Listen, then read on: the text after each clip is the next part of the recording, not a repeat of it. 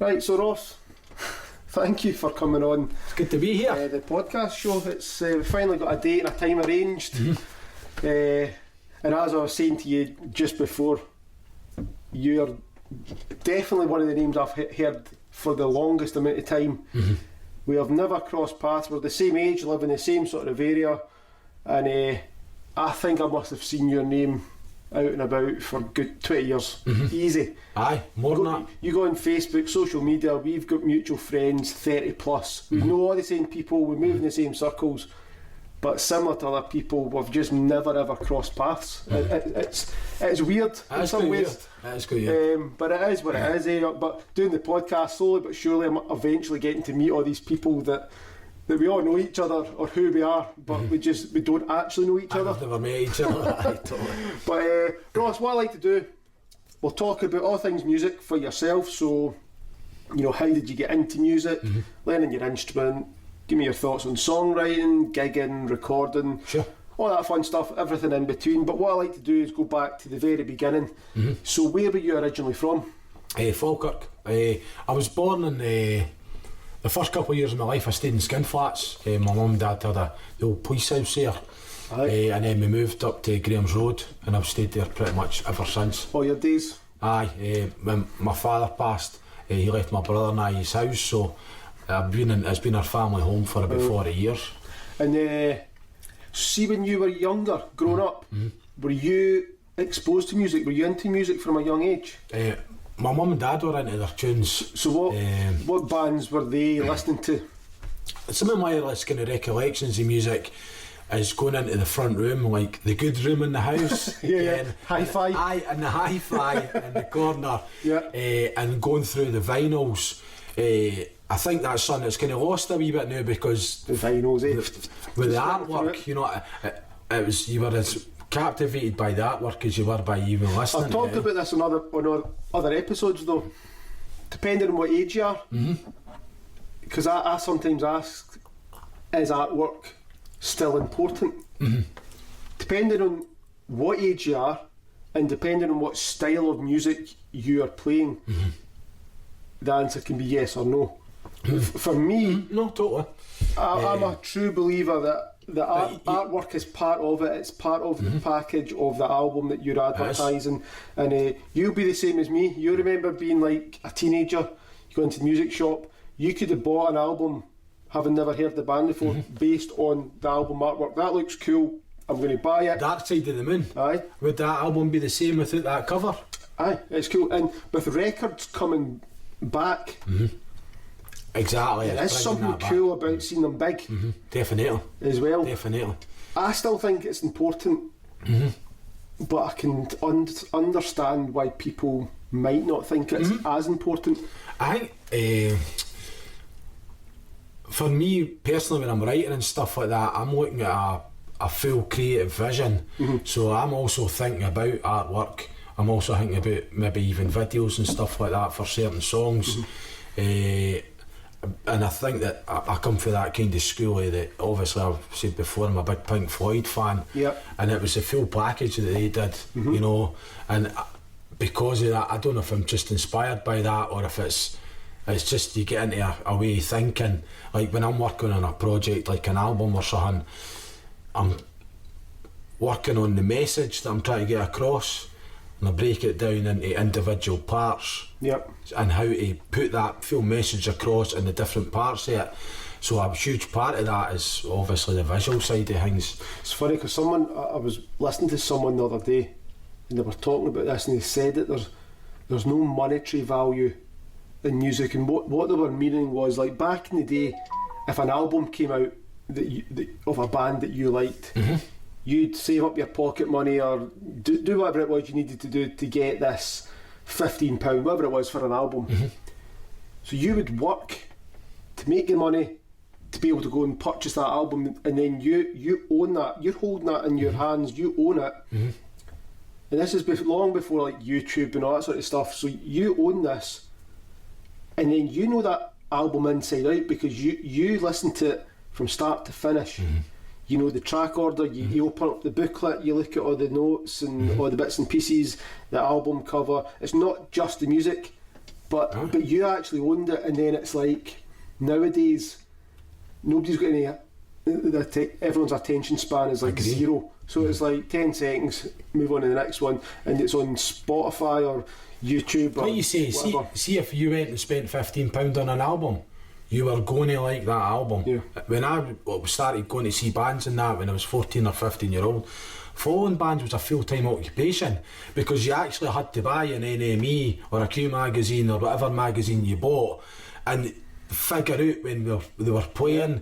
It was like you got the Sunday Mail and that wee magazine at the back that had all the different band listings and stuff, and you had to actually do these things, and I think it meant more because you'd actually invested a lot more of your time in it. But you knew the album inside out, because you might have only had 8 or 9 albums at home that you owned. That's right.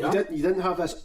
As much as you think, it's nowadays you've got an unlimited supply of music, but it's like you don't really know anything, because you just studied those albums because that's all you had, or you'd maybe swap with a pal or something like that. But obviously, so you're exposed to music by your mum and dad playing the songs that they enjoyed. What age were you then, or do you remember what age you were when you discovered your own musical taste, like a band that was different from what your parents were listening to, something that meant something to yourself? Well, again, when I was about 14 or 15 year old, my dad was into like music big time, so he bought a separates hi-fi system. Right, okay. We never had a television in our house until like after mum and dad had split up kind of thing, and my dad was on his own. We never had a telly for 10 or 15 years. We just invested in a really good hi-fi system. So he had a Kenwood system, and then he got an Arkham Alpha system, and that's what we did. So sometimes you were actually looking at, like you say, folk didn't have a big collection of music like CDs. We had the hi-fi system, we didn't have any CDs to play on it, right? But I had a couple. One of them was the Cranberries, and I'd actually go to a second-hand shop. I'd seen it and it was like £3 or something. I was like, quality, I'll have that. One of the first ones I remember going up to town and buying myself, going up to Sleeves actually, was Ocean Colour Scene, the Mosley Shoals album. That would have been one of the first. Don't get me wrong, I was into Oasis and stuff like that before then. I remember the first time I heard Oasis, there used to be a TV show called The Chart Show. It was on a Saturday morning, and I used to sit and watch that. And at that point, a lot of the music was quite safe. It was like Chakademus and Pliers and all that kind of gear. Happy pop. It was, you know what I mean? And it was fine. You know, it was like pop infused with different things like rock or reggae and that kind of thing. And it was sound, there was nothing in your face about it. And then I was watching that, and I heard, maybe, right? And you're like, what's this? Do you know what I mean? Never heard anything like that before. So again, that was a huge inspiration for going and picking up a guitar. It's funny you mention those two bands, because I can remember being about, like I got into music. I was about 10. I was still at primary school, but I can remember when I was in first year, second year. So that would have been about maybe 93, 94. When did Oasis come out? 94 was definitely. Maybe. I can remember a pal gave us. You remember you used to get, I don't know if you still get them, but it was now 21, now 20, whatever, and it would be a double CD compilation. And I remember disc 1, the last 2 tracks was Oasis Cigarettes and Alcohol, and it was actually the Cranberries Zombie. Right. So probably that would be 94. It would have been, and. Obviously I was listening to music before that, but I can just, you mentioning those two bands there, I can remember actually my pal gave me a CD and that was the ones on it, because you used to also sometimes get a magazine and it would have a free tape. This was before CDs even, and you could sometimes discover a new band or something like that, and you just listen to the one track over and over. The compilation albums were big business back then, because there was a lot of I mean, there was an acoustic series one as well, and I had a lot of music that you hadn't really heard, maybe like Nick Drake and all that kind of thing. So it was quite a good introduction to maybe just hear somebody say, oh, I quite like that, I'll check out more of their stuff. But again, you didn't have the wealth of music at your fingertips back then that you've got now. You know what I mean? You just go onto YouTube and find it. Kids nowadays, they don't realise how easy they've got it. Aye, it's all there. And the way that it is nowadays is that you've got everyone's got a phone or an iPad. Or, I mean, you don't even need to have a computer now, but you can still access the internet. But what age were you then when did you want to get a guitar? Like, what made you want to pick up a guitar? I think it was, it was seeing like all these indie bands. This wave of actual bands. Before that, I would say I was right into I was into Pink Floyd for a young age, probably about 12. My dad had asked for Dark Side of the Moon for his Christmas, and I remember it was that Esso garage down in Bainsford. Right, and I'd been in and I actually seen it in there, and I thought, right, I need to find an opportunity to try and buy this tape. Right, it was on tape. So he was in, getting paying his petrol, and I managed to sneak and pay for it and get it for him. And he used to sit in his my dad was into fishing. He used to tie flies. So he used to sit in his bedroom, and he had a kind of open out cupboard, and he'd sit there tying his flies, and he'd take Dark Side of the Moon. My brother and I would be through another room playing our Super Nintendo, and we had a game called Striker. This is what we were into, So we were playing that, and you were hearing this music for the next again room, all these and stuff that you'd never heard. You don't realise that it's sticking in your mind. It's that album's part of my psyche. It really is. It really it just resonates with me. It hit a note with me even then. So we're turning the volume down on our telly, so we can listen to what he's listening to. It's funny, if you put that on now, it takes you right back. It does. It's like my dad loved, his favourite band was the Doors, but he loved the Stones. Loved the Stones, loved Creedence, loved the Who and all that. But remember Marillion? Aye, Fish. Misplaced Childhood, the concept album. I swear to God, anytime I put that on or hear it, takes me right back to being a wee boy sitting in his car, and he's got the tape playing. The songs like Kayleigh and Lavender and all those sort of things, and you didn't realise it at the time. But it's in there. To be honest with you, I'm not being morbid or anything, but if I want to sit with my dad for an hour, I just put Dark Side of the Moon on. Because we listen to it every, 2 or 3 times a week for about 10 years. So what was it that made you pick the guitar and not the bass guitar or the drums or something else?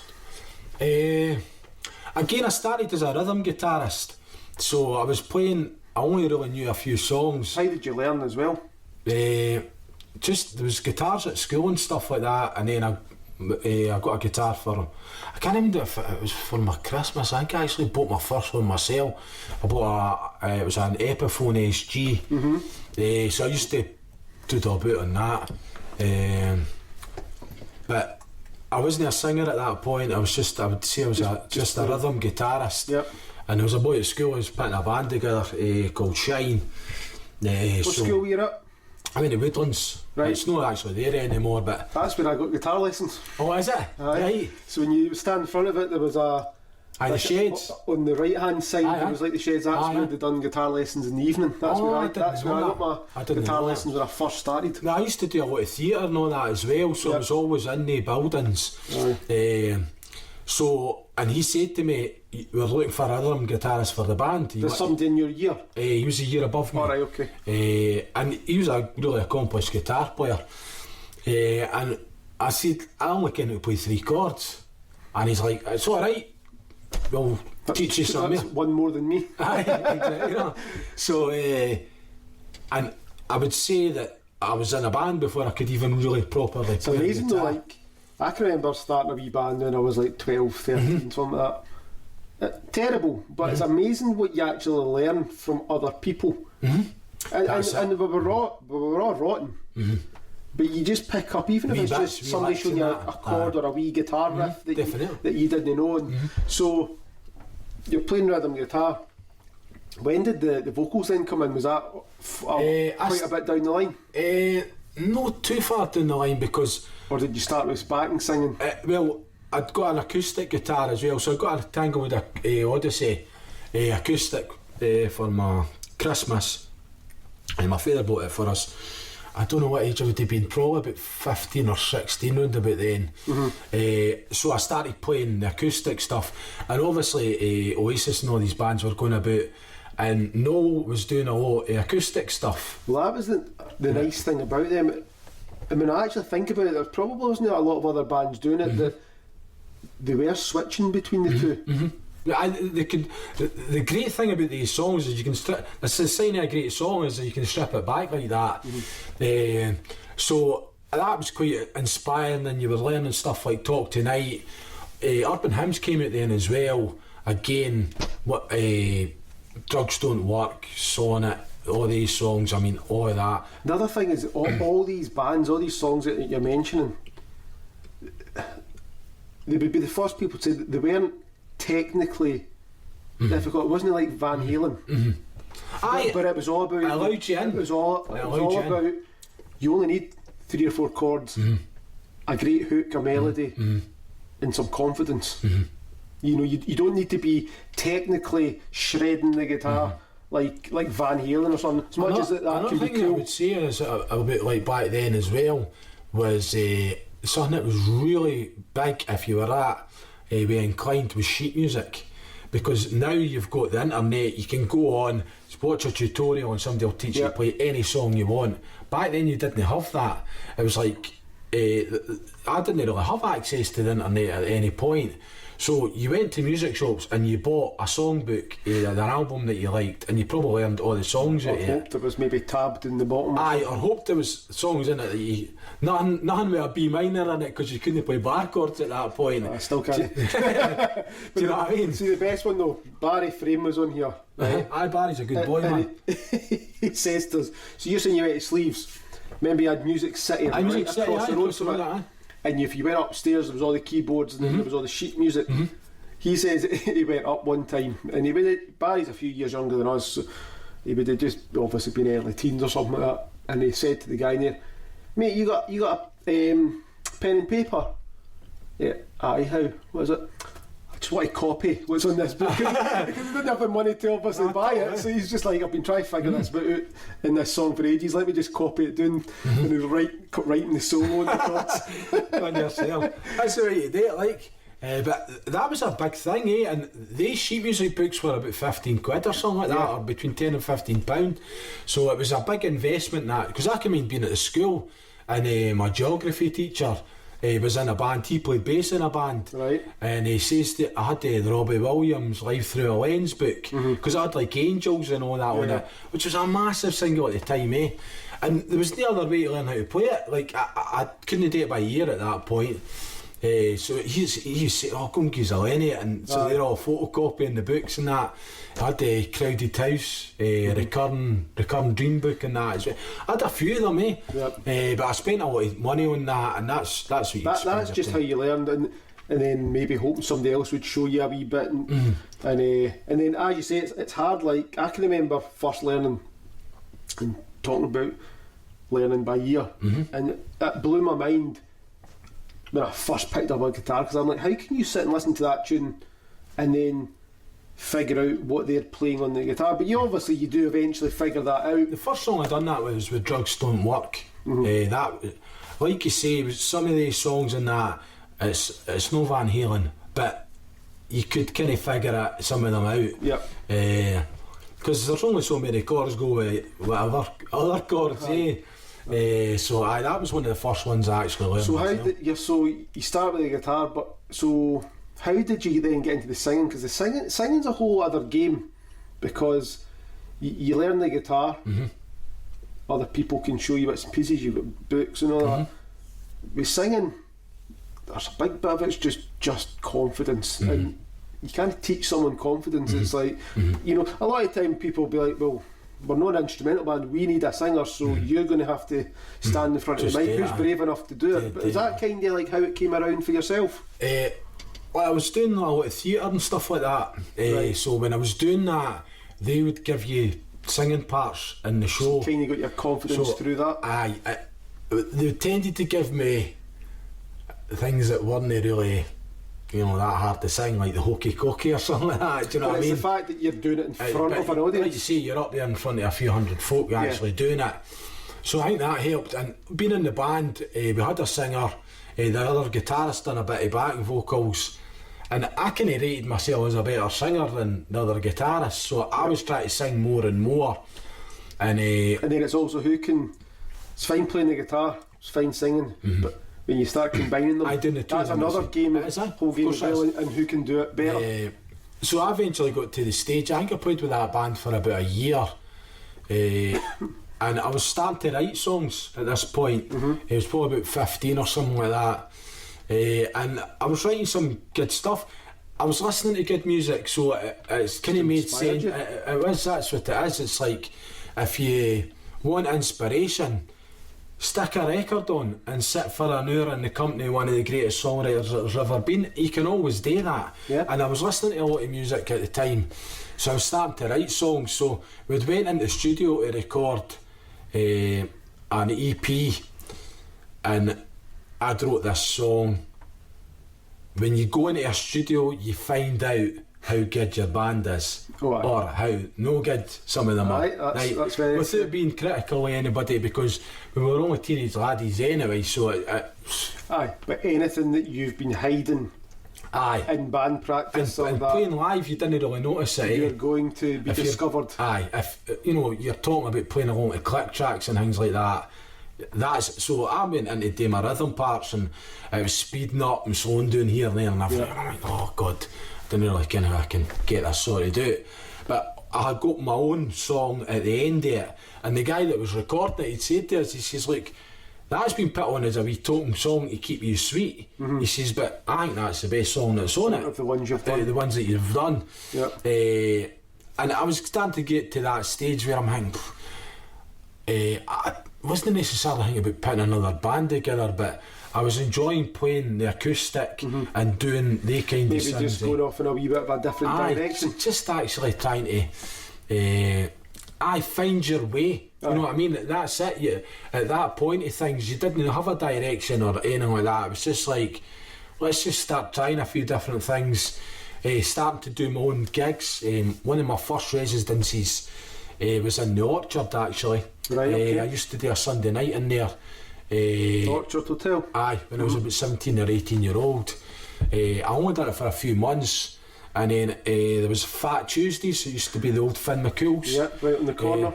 So I got a Thursday night residency in there, and I did that for I don't know, a year, 2 years or something like that. And I was working at the time doing an apprenticeship. So I wasn't getting great wages. I didn't get a lot of money for the gig on the Thursday night. I think it was like 40 quid or something like that, But when you were only getting 100 quid for your apprentice wages, that extra 40 quid was alright, you know what I mean? So and that, it's just started building up your repertoire. And like I say, the gigs you're doing, is that just cover songs? At that point, I wasn't... You're your own worst critic, so it's like at that point I didn't think the material I was writing was that great. I wrote a few songs that I thought, that's quite good. Depends what type of gig you're doing as well, because there'll be plenty of pub gigs where you're getting paid to entertain the punters. The punters want to hear all the standard classics. They didn't want to hear your originals. There's a time and place for that. The thing is, as well, see, at that point of time, it was like you had Oasis, Phonics, Blur, Stone Roses. All these bands were mainstream. You know, they were indie, but it was mainstream because they were on the top 40. So it's like, with all that great music coming out that was quite accessible to learn, it was like you'd have been kind of daft not to do it. You know what I mean? So that's what you did. It was just learning these songs, because folk were always like total buzzing when you went into a pub and a song that's just came out that week and you're playing it 2 or 3 days later. like, oh, quality, do you know what I mean? And back then you wouldn't have had to play wagon wheel every time. No, you're right, man. What's this crack with wagon wheel, eh? Holy moly. Many people have spoke about that, and it's just like, it is our generation's brown-eyed girl. It's a brilliant song. But that's the thing, it's like, I remember hearing it, and it was old Chrome Edison shoot. And you know, it didn't blow my mind, but I was like, that's an alright tune. It's certainly catchy when it gets to the chorus, and it's memorable, and but I don't know why it's like, it's just this like, the go-to song, man. And folk are they're so genuine when they come up to request a song at a gig, and see when they lean in and they say, can you play Wagon Wheel? You feel a wee bit of your soul dying inside, but you're like, aye, alright. And it's funny, look, I don't know why it's so popular, but I mean it's been out for probably about 10 years now. Aye, probably a bit more than that. Old Chrome it's still like well requested. I'm not sure what the crack is with it, but it's just, I think it's one of these songs. You can go into quite simple, you can go into autopilot. It's 4 chords over and over, and there's not really much to it, but it's just funny. It's like every musician's like, I hate that song. So if you're ever in and your pals playing, you always request it, just to annoy them. Aye. But so obviously you're playing in bands, starting to write your own tunes and stuff like that. I don't know if the process has changed from then to now, but what is your process for writing a song? Like, how do you go about writing a song? I know there's not a right or a wrong way, but do you have a method that's usually the standard for yourself? I would say, like, for example, do you do the music first? Do you do the words first? Like, how do you go about it? A lot of it's just like noodling, eh? So I'd just be maybe sitting with my guitar or something, but I need to get into a different mindset. It's like, if you want to write something extraordinary, you can't think ordinary. Do you know what I mean? It's like, I mind seeing somebody talking about it, and it's like, the best thing that you can have is loads of time, like a massive window of time. Yeah. And in that time frame, you maybe be productive for an hour, right? But that's when you drive it home. It's funny you say that though, because if I was to sit and go, right, I'm going to try and write a couple of songs. That doesn't work, man. That doesn't work for me anyway. I could do that where I can go and do 10 songs and I'm like, they're not bad, but they're just the same old. And then there'll be one night you sit down and you've maybe heard something on the radio early that day, or your guitar's got a good sound. You're not doing anything particularly different from what you would normally do, but there's just something that wee bit of inspiration. And if you could just turn that on all the time, it would be brilliant. But I always think it's like it's weird. Ideas are like kind of seeds, eh?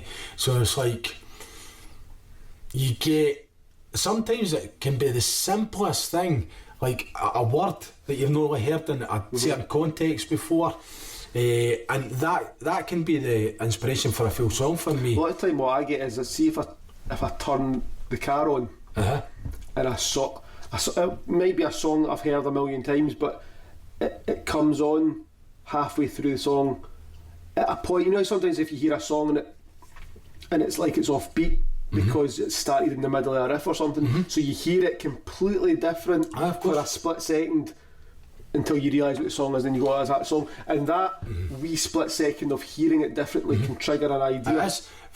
If you look at even art, like the greatest artists, the most crucial thing in putting any art together is perspective. It really is. When you look at like something like Picasso and that, with the abstract stuff, it's a different way of looking at something. Like you know, you can, I stay in Graham's Road, right?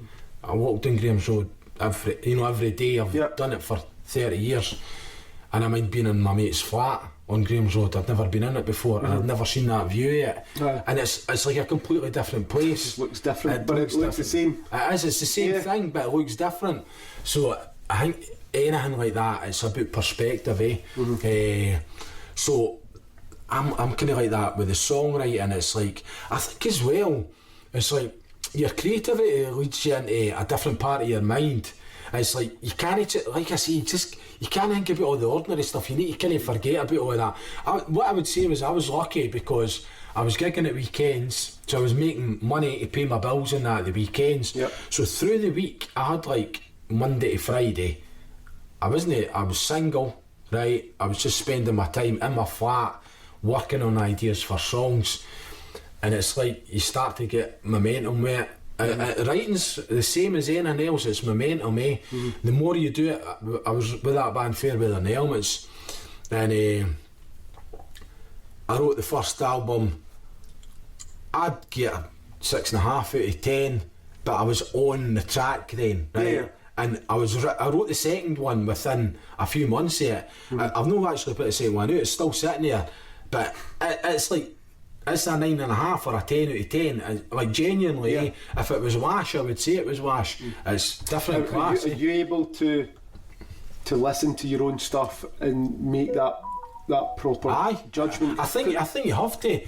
You know what? I'm glad that if I write a song or if I record it or whatever, I can listen to it back and go, that's good, that's not too good.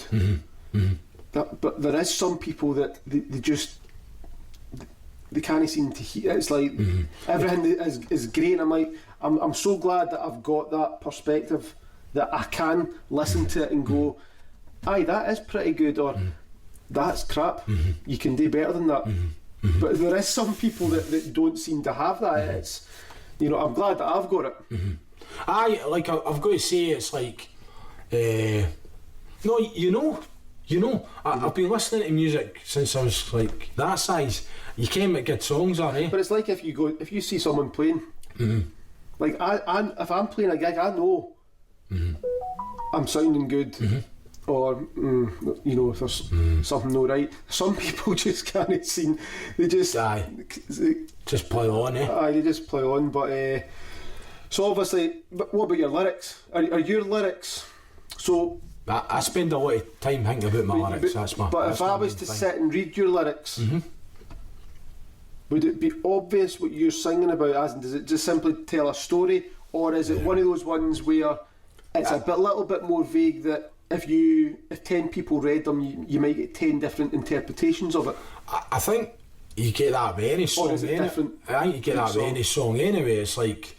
But that's the great thing about it. It's like a song means a different thing to everybody else, and I think that's great. Sometimes, like, I tell the stories of my songs and how I've wrote them, the inspiration behind them, and sometimes I think I shouldn't, because I think it's up to other folk that to then tells everybody this is what you should be thinking. Aye, you know, and it's like you find your own way with a song, eh? Yeah. But.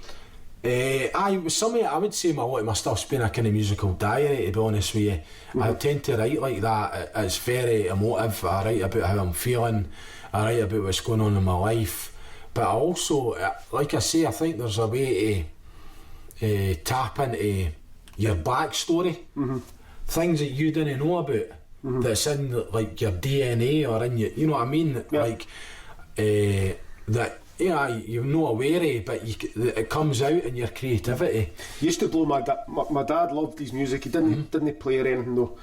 It used to blow his mind. He's like he couldn't understand. He's like, how can you just write something from nothing, create music, lyrics and all that? But I'm like, but he liked to do art, and I'm like, well, you hold on, you buy a blank canvas and do that yourself, and in a couple of weeks you've got whatever you thought up in your mind.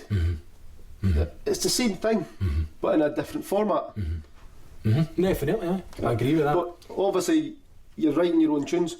What about when it comes to recording? Do you have a preferred way of recording? So there's a lot of bands, for example. Are you playing in a band, or is it just solo? I'm just solo at the moment, eh? So, because I was going to say, there'd be a lot of bands it would start with the drummer, layer everything on top, overdubs and all that. From if you're recording, what's your preferred way to record then? When I've worked with bands, I've basically just wrote everything myself, in the house, like all the lyrics, the structure of the song, and then I would take it in and would just start working on it. Everybody adds a wee bit to help improve the song. I'd say it's like sketching something and you go in and the band help you colour it in. Yeah. That's about the size of it. And I'm actually lucky because by this stage of things I know some incredible musicians that have got ideas. So you trust them? 100%. You know, you're presenting the drummer, right? Okay, it's maybe a skeleton, but you know where, you know the beat that I want, you know, but I trust you to make that part better. What I would say is well, something I was always quite good at was identifying what was required for a band. Like I would go and see I didn't want to seem like I was poaching folk, but you know, I always had a bit of direction, and if I said to somebody, do you fancy doing something, they're like, generally would go for it and hear a wee jam or whatever, eh? And he found that in Falkirk. At one point it was like a collective, there was like all these different bands. Sorry, my phone's going daft here, eh? The crack is it? So I knew what was required. I knew the music I liked. I knew by watching certain musicians how they played in that, certain traits that they had. And like a big thing about it, it's just finding a rapport with somebody. You'll get more out of a band if you're actually on a level with them.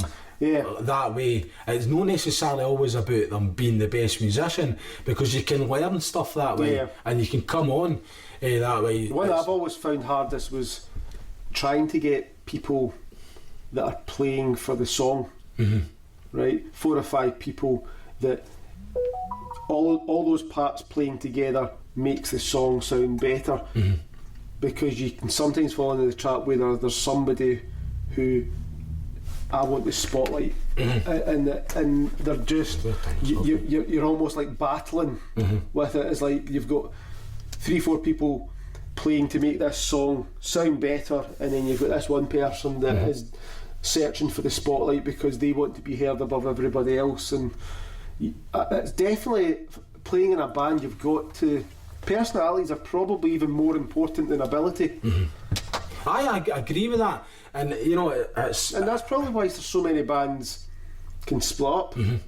It's hard work. You always laugh because they describe the ones that have been in a band for a long time describe it as a marriage. It's like that. But I spent and not just the actual playing. It's like the gigging. You're actually spending a lot of time with these people, eh? But it's writing songs as well. Like you know, I didn't write with anybody. But if people are contributing an idea and you go, aye, that's not the right idea for this. And you try to do it without maybe upsetting the person. Of course. It's a hard one to do. It's very difficult, and music's so emotional as well, eh? And it's like folks start to have their own ideas as well. So a big ego in it. And there is, of course there is.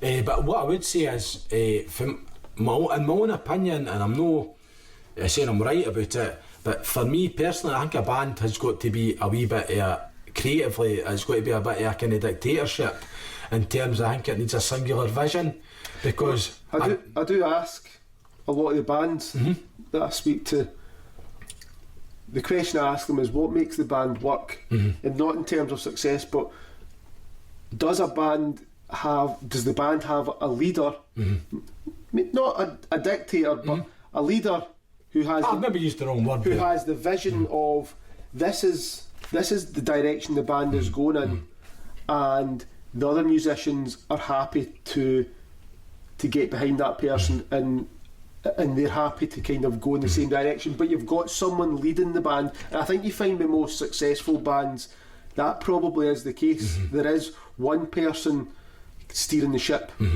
I think certainly creatively, you know, it's a different story like going out and getting gigs or promoting things or doing whatever. But everybody else might contribute other factors, of course, that makes the whole band thing work. Whether it be somebody else is good at networking, somebody else is good at doing this, doing that. But it's just a team thing. But just the band element, I think it works best if you've got to have a leader, and everybody. I don't mean it in a bad way, that they know their place, because everybody's still got to be heard, but I think it helps if you've got a strong personality who knows where the band's going. I agree with that. It's, like I say, I'm talking creatively. I always just wanted to write the actual structure of the song. Like I say, it's like when I was playing with the band, it was like I rate them so highly, right? as musicians, absolutely different class. So it's like, it spurs you on to write better material. Like, I want to write material that I think's worthy of this band that I'm in. So that's you, like, that's what you do. But it's like I say, I'm thinking about the full album, I'm thinking about what I'm trying to say, I'm thinking about the artwork for it, you know, and all track listing, the order that's got everything. I'm thinking about all that all the time, and I mean all the time. See this thing, it's like, oh, you go to rehearsal and that's when you, no. I was obsessed. If I'm working on a project like that, I'm obsessed with it. I'm thinking about it constantly. It's like, you look at any of these guys, I'm not comparing myself to anyone, but you look at anybody who actually made a difference. Like when Einstein was doing his theory of relativity, I think he was just sitting at his work thinking about that. He was constantly thinking about it, constantly. Probably not even sleeping because of exactly, right. And it's like, you need to actually be in that mindset where what makes the difference is, and what gets you that extra 10% is attention to detail, right? I wrote a song called Keep It Lit, and originally the lyric was may your soul be full of memories, right? And I changed it to may your glass be full of memories, and it changed the full flow of the song, that one single word, right? And the actual vision of the song is all about this glass, and how a glass is basically a metaphor for your soul, right? And that's what happened, right? And it's just like, you didn't ken where these things are. I mean, watching Dylan talking about it, and he's like, some of these songs that I've written that, he's like, the only way I can describe how they came about was magic. And it's a form of magic, right? And it's like, I always say, I mean, I'm not really a fan, but when you listen to Noel Gallagher talking, and I think the first couple of albums where you know, it was just hit after hit after hit, and he's saying he doesn't even know where they came from. Like it's almost like they're just falling out the sky and landing in his lap, and he's like, you know, he's songs that are viewed as classics now. He was writing like the skeleton of the song within like 10 minutes, and then it's things like he'll start doing the lyrics, and then people go, but what does that mean? It's like, oh, I don't know what it means, but I don't need to know what it means, because when I go on stage and I sing it and there's 20,000 people singing it back to me, it means something to all them. The song doesn't belong to me anymore. But he was saying there was this moment in time where it was like effortless almost. It was like they were just coming out of nowhere, and all you had to do was just catch them and write. I seen as well Dave Gilmour talking about like guitars, like a guitar's got a song in it. You know, my dad for my 21st he bought me a Taylor 12 string, and he spent a lot of money. I knew what my dad earned, and it was a lot of money for him, right? It was a lot, but you know, he was insistent about it. And when he passed, and I'd actually just spot up with a long-term girlfriend, I was at a real low ebb. I wasn't feeling that great, and you're just looking for some kind of inspiration. And I got the 12 string and I tuned it to Dad, right? And I wrote a song called Go Far on it. It was on this. It was due to be on the Set Fairweather and Helmets album. We put it out as a single, and it was a funny thing because I'd no long wrote the song, and we weren't actually going to record it because we hadn't really rehearsed it properly. We'd only rehearsed it for a couple of years one night. But I was like, Ken, I think we should actually just try and do it. Give it a shot. Just give it a shot, and it's there. So we recorded it, and we kind of forgot about it. And we were going to mix the album, and we kind of found it again. And it was like, this is like, you know, we're sleeping on this song. It's an incredible song, eh? And it's just like sometimes that 12 string had that song in it. You know what I mean? It came from my dad. That's what it was. And you know, I've always been a Taylor player. I've adapted how I've played in that over the years. I've played different Taylors. I've had a 110. I've got that Academy and stuff like that now. And it's like, As well, I think your instrument can bring a song out in you as well. Yeah. But we're obviously heading towards the end of 2024. You quite busy with gigs now? I've not been playing that many recently. Do you like? So the gigs you're playing, is it kind of similar to what I do? Is it playing the covers in the pubs? I've done that for years. Do you like those gigs? I do. I didn't like them as much when I started.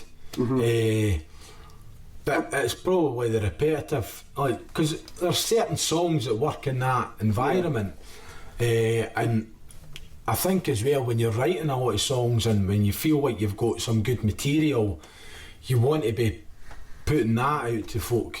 It's a funny one though, because it's a great money maker. Of course it is. Of course it is. You know, just looking at it purely from I want to make some extra cash, getting paid to play the guitar for a few hours.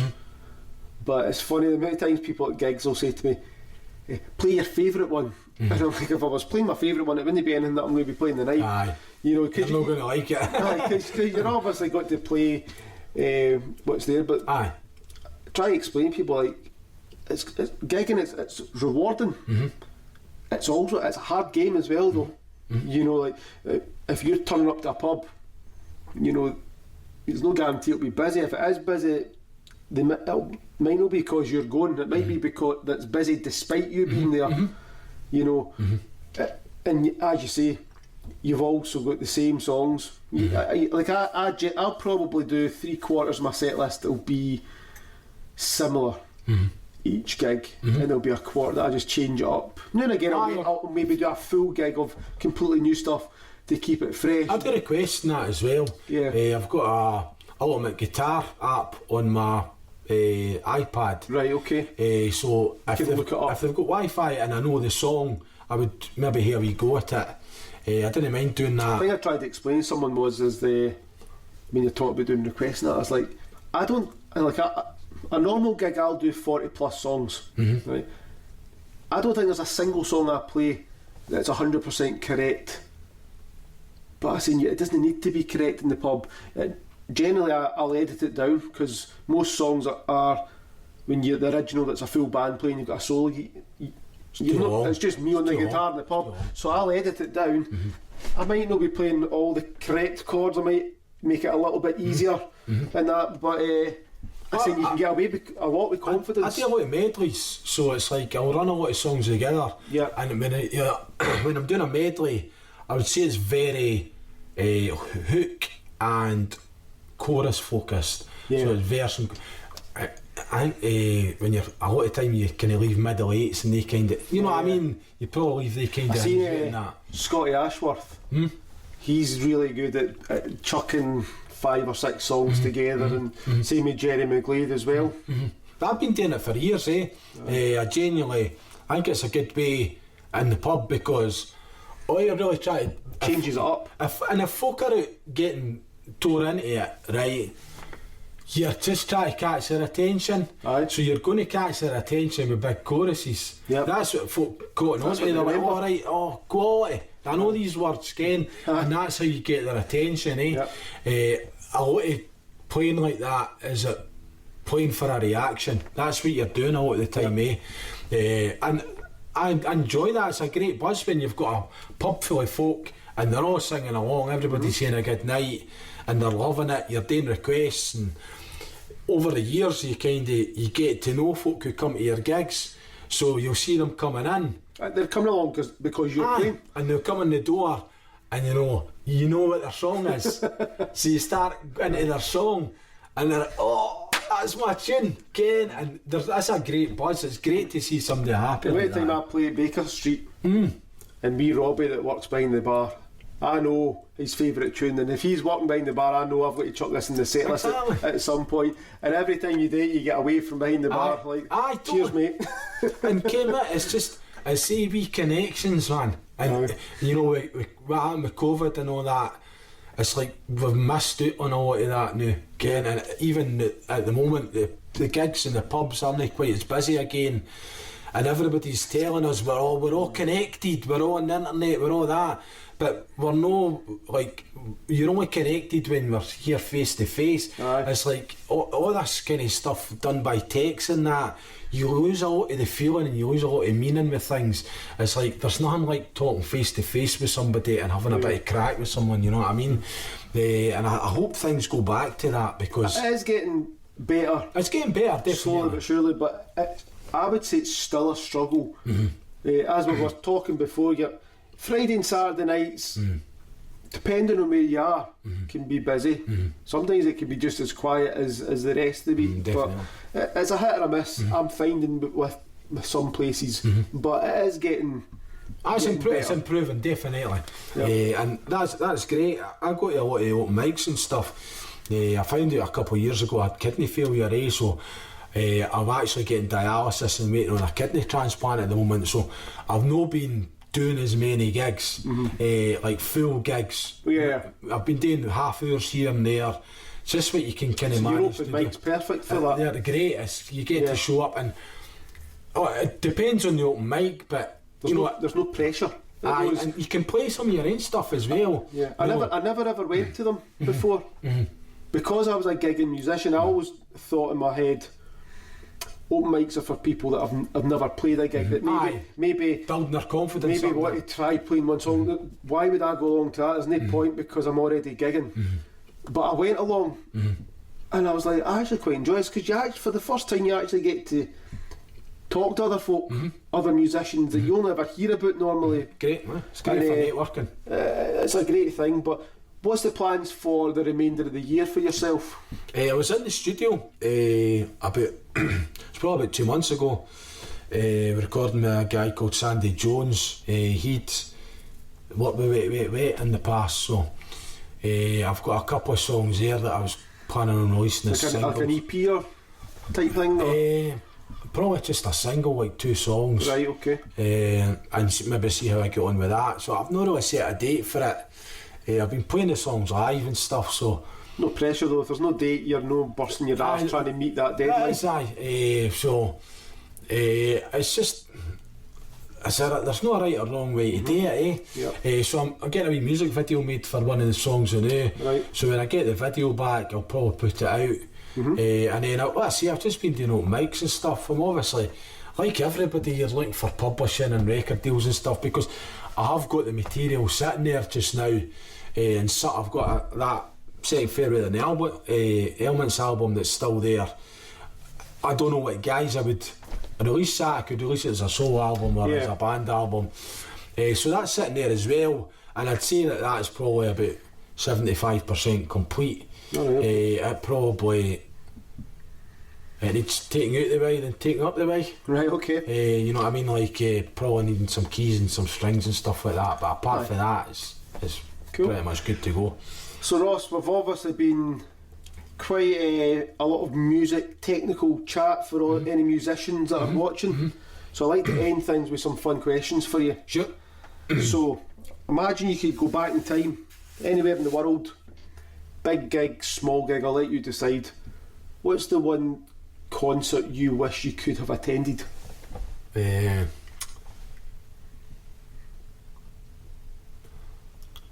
I'm a big Pink Floyd fan. I'll give you 2. Right, go for it. I love the album Medal. Right. So I would probably like to see Floyd on the Medal tour. Okay. Or Darcy the Moon, obviously, but and I would love to have seen the Doors and Whiskey A Go Go. Yeah. I think that would. I think that's special. Well, that would have been my one. See, just before they hit it big, before the first album, it would have been. You hear all these stories that are like legendary now. The first time they performed The End and all this kind of thing, and seen a band that's viewed as a classic band now, but seeing them just before they hit it big would have been cool. There's loads of bands like that, but for me the Doors, they're my favourite band. But you see, like a band like Pearl Jam just was brilliant band. Before 10 came out. You know, it would have been. They played at the Cat House through in Glasgow. See, to be honest with you, I could tell you 50 gigs I would love to. I could ask you the same question for the next month. and you can give a different answer. And I've actually been to some amazing gigs. I've seen Prince at the O2 on the first night of his last tour. I've seen Fleetwood Mac. I mean, we were talking about the big thing in the news, Oasis. I've seen them at Murrayfield. Imagine seeing them at that famous King Tut's gig that's always talked about, where they were discovered by management. Well, I seen them. It wasn't Oasis. I went to see Paul Weller. Right. He was playing. It was his Heavy Soul tour, so that was after Stanley Road. So we go through there and that, and we weren't. It was me and my dad's girlfriend's son that had went through, and we weren't meant to be going. It was for my dad and his girlfriend, but his girlfriend was ill, so we got the tickets. Happy days. So it goes away through, and Oasis were in their pomp. That would have been about 97, 98, around about then. And we says to the boy in the bar, who's the support act? He says the first one's a band called Top Loader, right? And that was before Dancing in the Moonlight came out. And he says it's Noel Gallagher doing an acoustic set. Right. And we were like, away you go. You are at it, mate, right, at it. So we just ignored it, right? So I went, we were getting a few pints now, and I went to the toilet. I was standing in the toilet, and I heard the first chord, they Talk Tonight. Right, okay. I'm like, no way! Up the stairs. I was in the Playhouse in Edinburgh. Right, okay. So I was seated in that. There he is, no. He's like, the missus thinks I'm away for a pint of milk, didn't tell her up here and that. We were like 16, 17-year-old. Amazing, eh? Amazing.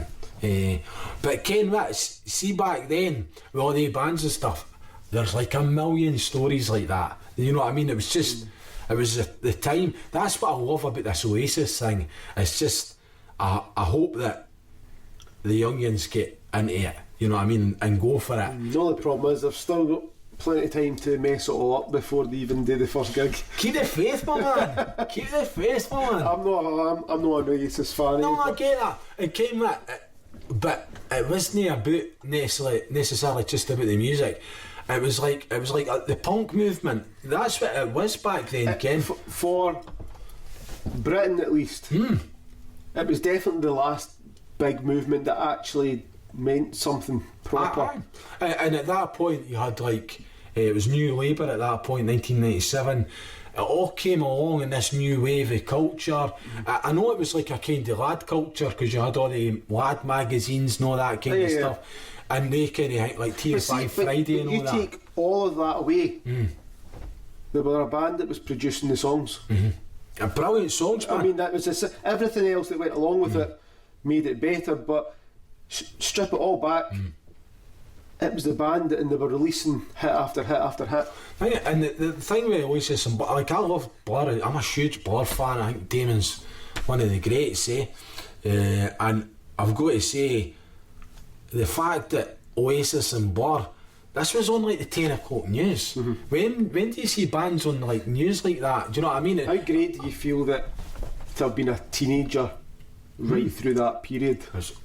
What a time to be alive it was. Aye. Honestly. Right, so there's your gigs then. You play the guitar, you sing. Is there another instrument that you wish that you could play? I'd love to play keys. I took lessons when I was younger. They had that Music Warehouse in the shop. They used to do lessons in there. So it started, and the guy that was teaching me, I was there for about a month, and he actually passed away. And I just I'd bought a big massive keyboard, and I've got all the stuff in the house, but I didn't find it that easy, I must admit. I thought we'd been able to play the guitar, I would have been able to get right into it, but I found it What quite age were you then though? Probably about 16 or 17. I was going to say, it's one of those things, like the younger you are, the more likely you are to pick it up quicker. I don't know what it is. I might actually been a wee bit older, maybe 18 or 19.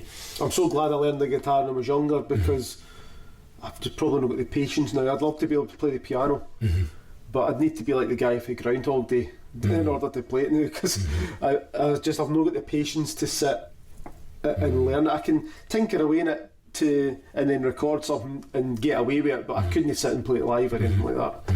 I love listening to, I love classical music as well, so I love scores, strings, I'm big into that, Here's another question then. What about, like, there's thousands of millions of great songs being recorded across the years. What's the one song you would love to have been sat in the recording studio to witness the song actually being recorded? I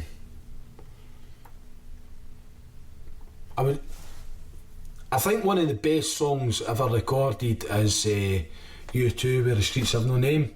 Right. With the intro and everything. Yep. And again, in the context of when it was recorded as well, there's a good series called Classic Albums. I've seen it. The Joshua Tree, and that song nearly never made it. I think, did they not bin it and somebody took it back out the bin? Because the intro's in a different time signature from the rest of the song. Who was it that produced it again? What's his name? Can't remember, but he was talking about it because he couldn't get the time signature. That's what it was, because there was two different ones. But you hear it now, and it just makes sense. It's brilliant. But I can imagine it being hard to try and figure that out. Aye, because the engineer said he was actually just going to accidentally delete it, right? And then the U2 came in and said, no, we came what we're going to do with it. This is the way we're going with it, and that, you know, they saved the song. So I would say, I've got to say, I think that's a loss. And I think, again, certain albums, like The Who, Quadrophenia and that as well, it's an album where every musician in the band is on it, and they're in their prime as well. I think Who's Next would have been a great one, because they're experimenting at the time as well. You got that weird... I don't know what you call it, you know, the like Bob O'Reilly, all those kind of things. And that they're creating sounds that had never been done or heard before. Again, and it's like say about Pink Floyd, Dark Side of the Moon, like the recording techniques and that they used for it, it was just so innovative, and I don't think people really appreciate. You know, they didn't put it into the context of what was actually happening at the time, when you hear like the Money with that, it sounds like no, you just use a sample, but they actually the till, so it's but they actually had microphones set up, and it was a tape, and they ran the tape around the room, so that's what gives it that spatial sound. I mean, the fact that the rhythm of it, and then the dum doo doo doo. It just fits. I suppose it's two different time signatures, isn't it? It changes. Just genius. I know. Genius, man. Last question for you, Ross. Yep. Mount Rushmore. Who's your 4 bands or musicians, whether it be songwriting, whether it just be live performance, the overall package? Who are the 4 bands or musicians for yourself that you just love? It's just at the top of the pile for yourself. I'd have Pink Floyd in there. Yep. 4. Oh, that's hard. That's hard going. That's one of those ones again. I could ask you tomorrow, you could change. Give me another 4, another 4. Totally. For tonight, who's the 4? You've got Pink Floyd. I take to put the Beatles in. Yep.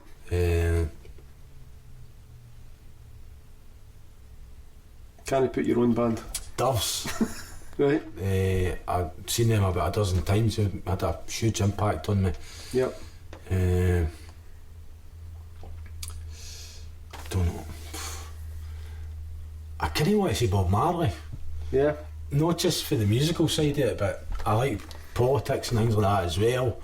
It's a great question, because regardless of who I ask it to, you get 4 different answers every time, and it's not always the obvious one. So if you're known for doing rock music, doesn't mean you're going to pick 4 rock bands. You know, it's amazing. Everybody's influenced by just so many different things, and you know, it might not be the greatest band in the world, but it might be something that just means something to you when you were first learning to play or something like that. The thing is as well, it's like been listening to music for like 35 years, like, you know, all the time. So it's just like there's a lot of things that have been the soundtrack to your life. There's albums that you loved for a year and that you've not listened to for 20 years, but you could stick it back on, it'd take you back to when you were listening to it, eh? It's just, it's always there, it's everything. Music is absolutely everything. Yeah. Ross, thank you for coming on the podcast. Yeah, pleasure, thanks for having me. Till next time, pal. Happy days, man. And I'll pop in, see you at a gig at some point as well. Definitely, get along to one of yours too. Cheers, pal.